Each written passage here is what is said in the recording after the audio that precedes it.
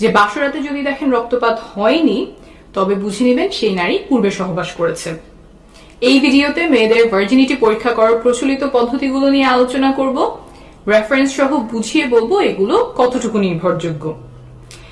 একজন মেয়ে ভার্জিন বা কুমারী কিনা সেটা বোঝার জন্য চিকিৎসা বিজ্ঞানে বা সামাজিক ভাবে 3টা পদ্ধতি প্রচলিত ছিল, এখনো কোথাও কোথাও আছে।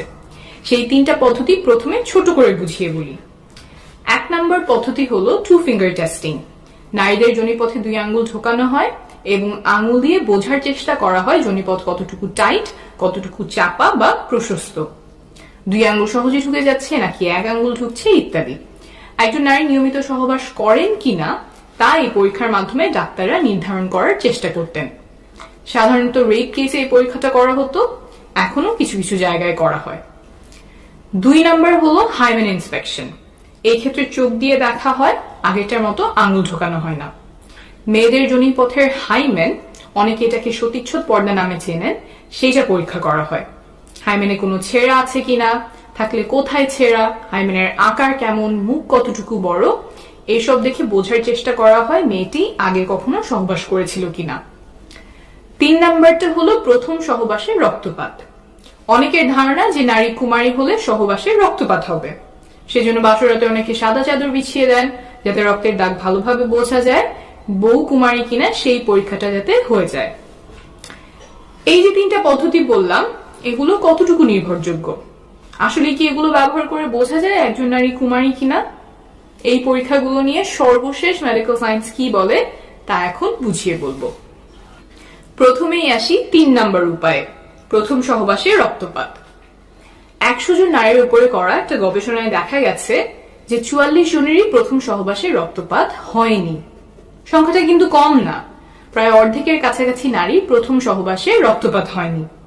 এমনকি কোনো ব্যথাও হয়নি 32 জনের।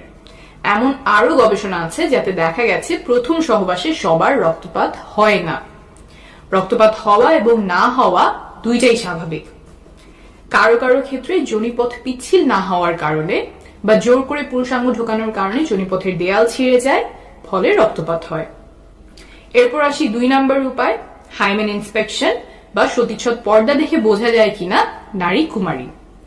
এটার ব্যাপারে হয়তো অনেকেই শুনেছেন, সহবাস করলে মেয়েদের যোনিপথের পর্দা ফেটে যায়, আর তাহলে তো ওটা দেখলেই বোঝা যাওয়ার কথা যে সে সহবাস করেছে কিনা। অনেকেই মনে করেন হাইমেন এমন, এইভাবে যোনিপথের মুখ আটকে রাখে, সহবাস করলে পর্দাটা এমন ভাবে ফেটে যায়, তাহলে ভালো করে দেখলেই বোঝা যাওয়ার কথা যে নারী কুমারী কিনা।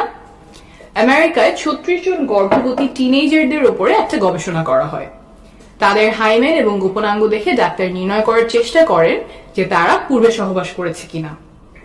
36 জনের মধ্যে মাত্র 2 জনের ক্ষেত্রে ডাক্তার বুঝতে পেরেছিলেন যে তারা আগে সহবাস করেছে, অথচ 36 জনই গর্ভবতী, অর্থাৎ বাকিরা সহবাস করেছিলেন কিন্তু তাদের হাইমেন দেখে বোঝা যায়নি। অনেকেই মনে করতে পারেন হাইমেন দেখে বোঝা না যাওয়ার কারণ কি? যদি এমন ছেঁড়া হয় তাহলে তো দেখেই বোঝা যাওয়ার কথা, কিন্তু আসলে হাইমেন এমন শক্ত কোনো পর্দা না। হাইমেন বা সতীচ্ছদ পর্দা কিছুটা এমন ইলাস্টিক, সংকোচন প্রসারণ বা বড় ছোট হতে পারে, আর এই হাইমেন থাকে যোনিপথের চারপাশ ঘিরে। আর যোনিপথের দেয়ালগুলো কিছুটা রাবার মতো ইলাস্টিক, ছোট বড় হতে পারে, এত বড় হতে পারে যে এই রাস্তা দিয়ে জন্মের সময় বাচ্চা বের হয়। তো এই যোনিপথ ঘিরে যে পর্দার মতো থাকে হাইমেন, সেইটাও বড় ছোট হয়। এই পর্দাটা অনেক রকম হতে পারে, এক একজনের এক এক দিকে খাঁজ থাকে, ভাঁজ থাকে, আর মেয়েদের জন্মের আগেই তার হাইমেনে ফুটো থাকে। বড় হলে সেই ফুটো দিয়ে মাসিকের সময় রক্ত বের হয়। এই ফুটো অনেক ধরনের হতে পারে, বড় ছোট হতে পারে।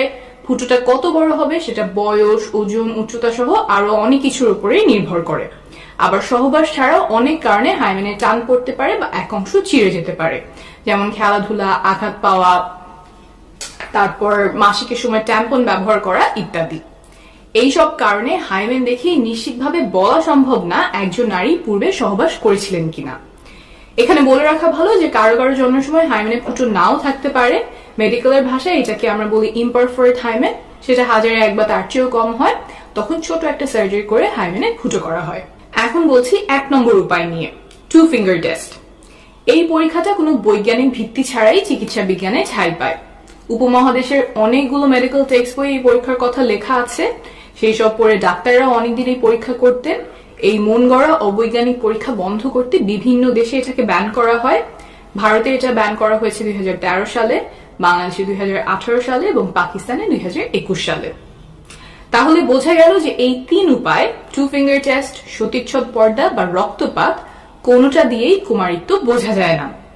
তাহলে আসলে কি কোনো নির্ভরযোগ্য বৈজ্ঞানিক উপায় আছে যার মাধ্যমে বোঝা যায় নারী আগে সহবাস করেছে কিনা?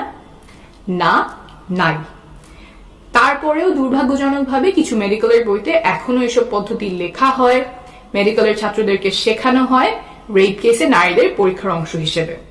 যেমন প্রফেসর রেড্ডির লেখা ফরেন্সিক মেডিসিনের বই, যেখান থেকে উদ্ধৃতি দিয়ে ভাইরাল ফেসবুক পোস্টে কুমারিত্ব নিয়ে অবৈজ্ঞানিক দাবি করা হয়েছে।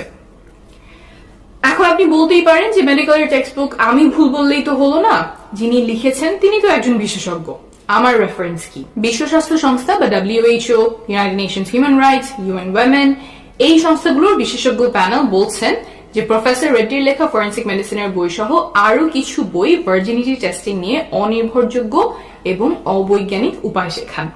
তারা আহ্বান জানিয়েছেন যেন এইসব বইতে চিকিৎসা বিজ্ঞানের সর্বশেষ তথ্যগুলো তুলে ধরা হয়। আমি রেফারেন্স নিচে দিয়ে দিব। ভিডিওটি যারা দেখছেন তাদের কাছে অনুরোধ, হাইমেন বা সতীচ্ছদ পর্দা, ভার্জিনিটি টেস্টিং ইত্যাদি বিষয়ে কেউ ভুল তথ্য ছড়ালে সেখানে প্রমাণ তুলে ধরে ভুল ধারণাগুলো দূর করার চেষ্টা করবেন। আপনার এই প্রচেষ্টায় হয়তো কারো জীবনে অনেক বড় উপকার